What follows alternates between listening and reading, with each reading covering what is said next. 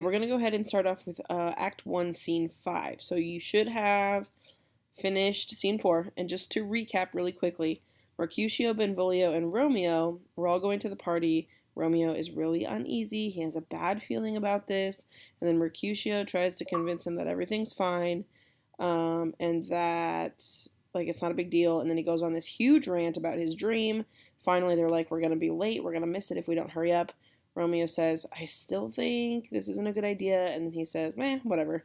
We'll just go anyway. So he ignores, remember, he ignores his intuition. And then he decides to go anyway. Okay, so Scene 5, we are actually at the party. So we're at a hall in Capulet's house. And this whole first part right here with the serving men, we're not going to read that part because it's basically just them talking about, like, the food and making sure that everything's ready to go. And, you know, there's some funny conversation. There's some food puns. They're talking about, like, oh, we got to make sure the food is good. And if the cooks are skinny, that means the food is not good because they don't like to eat their own food. So just a lot of stuff like that. But then we get to this part where Capulet is welcoming his guests. So he says, welcome, gentlemen. Ladies that have their toes unplagued with corns will have a bout with you. Aha, my mistresses, which of you all will now deny to dance? She that makes dainty, she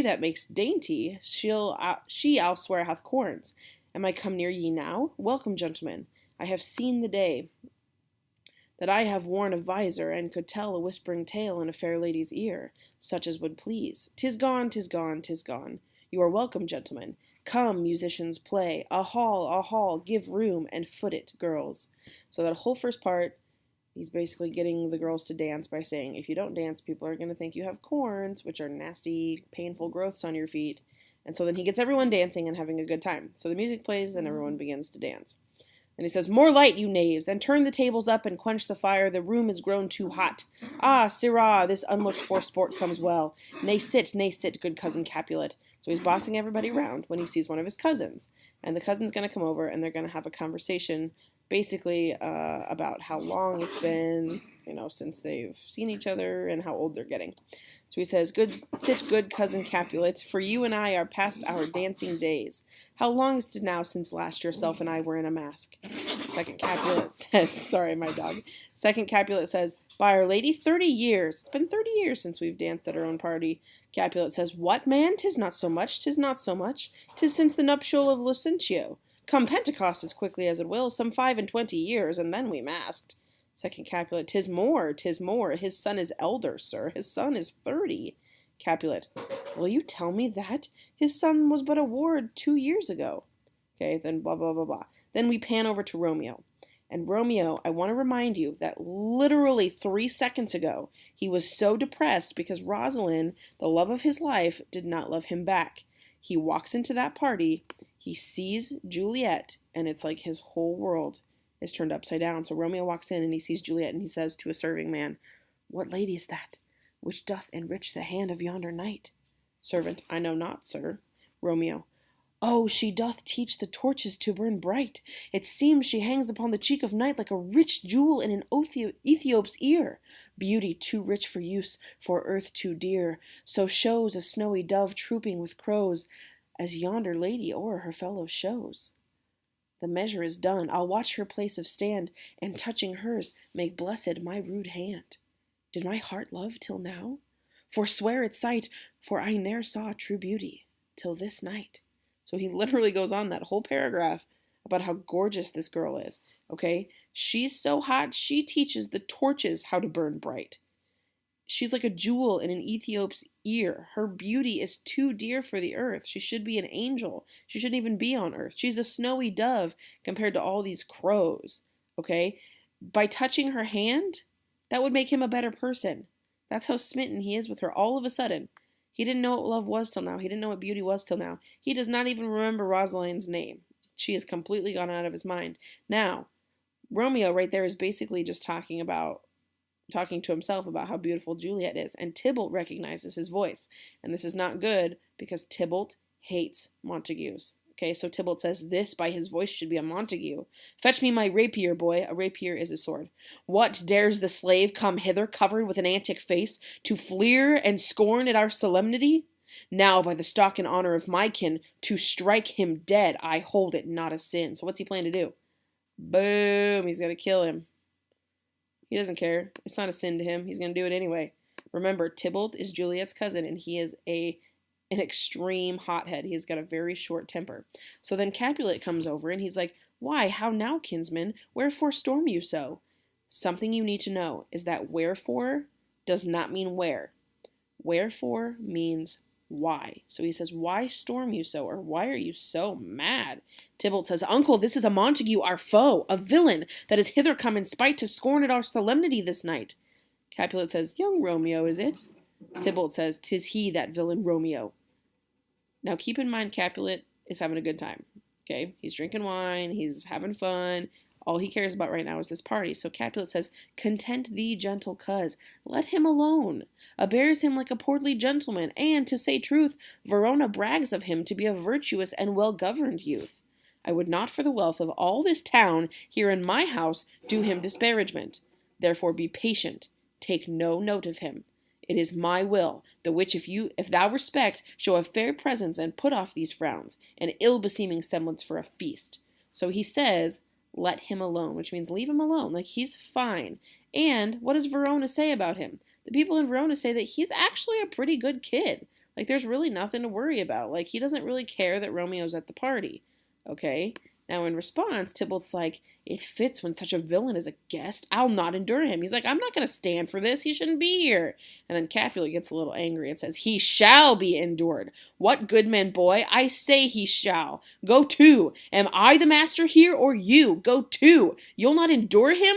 God shall mend my soul. You'll make a mutiny among my guests. You will set a cock-a-hoop. You'll be the man. He's like, if you do anything, I'm going to be so mad because it's going to literally ruin the party, and that's the last thing that I want. And Tybalt says, why, uncle, 'tis a shame. Capulet says, go to. You are a saucy boy.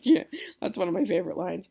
Is't so indeed? This trick may chance to scathe you. I know what. You must contrary me. Marry, 'tis time. Well said, my hearts. You are a prince. You are a princox. Go. Be quiet, or more light. For shame, I'll make you quiet. What? Cheerily, my hearts.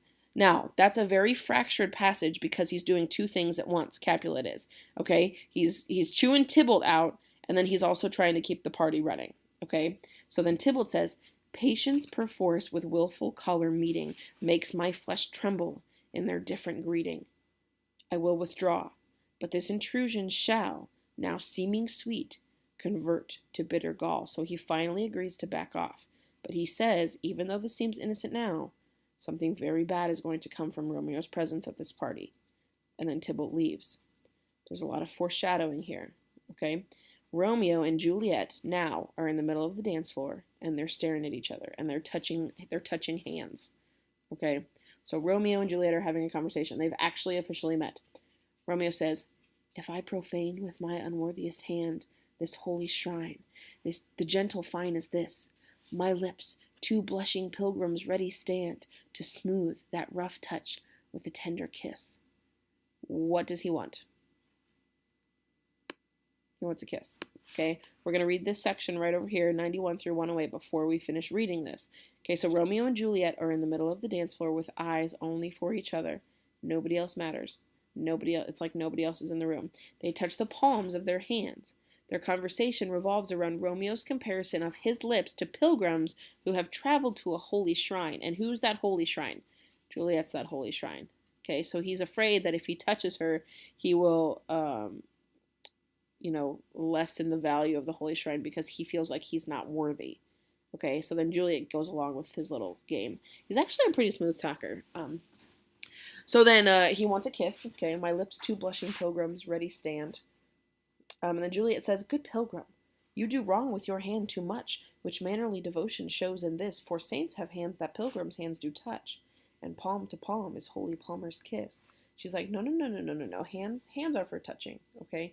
Hands are for touching, and that's it. Like, okay, I wish you could see my hands, but like, they looks like they're praying, okay? So she's talking about hands, and she's like, hands are touching, but they're for praying. So she's all about the holiness of the whole thing. Okay, then Romeo says, have not saints lips and holy palmers too? He's like, but saints have lips. What are you supposed to do with them? And then Juliet says, aye, pilgrim, lips that they must use in prayer. So they're supposed to use their lips for prayer. That's it. Romeo says, "Oh, then, dear saint, let lips do what hands do. They pray. Grant thou lest faith turn to despair." Now that line's pretty smooth, okay? Because what are their hands doing? Their hands are touching. And he says, let lips do what hands do. So he wants their lips to touch as well, okay? He's really putting on the moves. And then Juliet says, "Saints do not move, though grant for prayer's sake." So Juliet's like, "Well, I'm not going to move." And then Romeo says, "Meh, I'll do it." So he says, "Then move not while my prayer's effect I take. Thus from my lips, by thine my sin is purged." So then he kisses her. Okay? Then Juliet says, "Then have my lips the sin that they have took." Romeo, "Sin from my lips? O trespass sweetly urged, give me my sin again." And then he kisses her again. So they're liking kissing to sinning, but they're like, "Give me my sin again." So then they kiss again. Okay? So then Juliet says, "You kiss by the book." What does that mean? There's a couple different meanings, but most people say, yeah, you're pretty good at that. If you do something by the book, you do it like you're supposed to do it. Okay? You do it well. And then the nurse comes in, and the nurse says, "Madam, your mother craves a word with you." Okay? So her mom wants to talk to her. Then Romeo and the nurse have a conversation. Romeo says, "What is her mother, or who is her mother?" Nurse, "Mary Bachelor, her mother is the lady of the house, and a good lady, and wise and virtuous. I nursed her daughter that you talked withal. I'll tell you, he that can lay hold of her shall have the chinks." She's like, "Oh, well, she's the daughter of the lady of the house. She's a Capulet. And if anybody marries her, whoever marries her is going to be rich because they're such a great rich family." Okay? So then Romeo's like, oh no. He's just discovered that the girl he just fell in love with is a Capulet. And that's not good. Okay, so Romeo says, "Is she a Capulet? Oh, dear account, my life is my foe's debt." Benvolio says, "Away, begone, the sport is at its best. The party's over, we gotta go." Romeo says, "Aye, so I fear, the more is my unrest." Capulet. Okay, so the boys are leaving. And then Capulet says, "Nay, gentlemen, prepare not to be gone. We have a trifling foolish banquet towards us." Now, he's like, "Why is everybody leaving? We still have the banquet." So then someone whispers in his ear, like, "The banquet was like 3 hours ago. You should probably lay off the wine because the party's over." And he's like, "Oh, is it even so? Why then I thank you all. I thank you, honest gentlemen. Good night. More torches here." And then the maskers leave. He says, "Come on then, let's to bed. Ah, sirrah, by my fay, it waxes late. I'll to my rest." And then everybody leaves but Juliet and the nurse. And Juliet's like, "Come hither, nurse. What is yon gentleman?" So she's like, "Who's that guy that I was just kissing?" She doesn't even know who he is, right? So this exchange between the nurse and Juliet is kind of a funny one because Juliet's like, "Who was that boy?" And the nurse is like, "Oh, that one? Oh, I know who that is." And Juliet's like, "No, no, no, the other one right there." And the nurse is like, "Oh yeah, oh okay, yeah, that's it, that's this one." And Juliet's like, "No, that one over there by the door." And then the nurse is like, "Oh, I don't know." So then she goes and finds out. Okay, so this is this exchange right here. So, "Come hither, nurse. What is yon gentleman?" Nurse, "The son and heir of old Tiberio."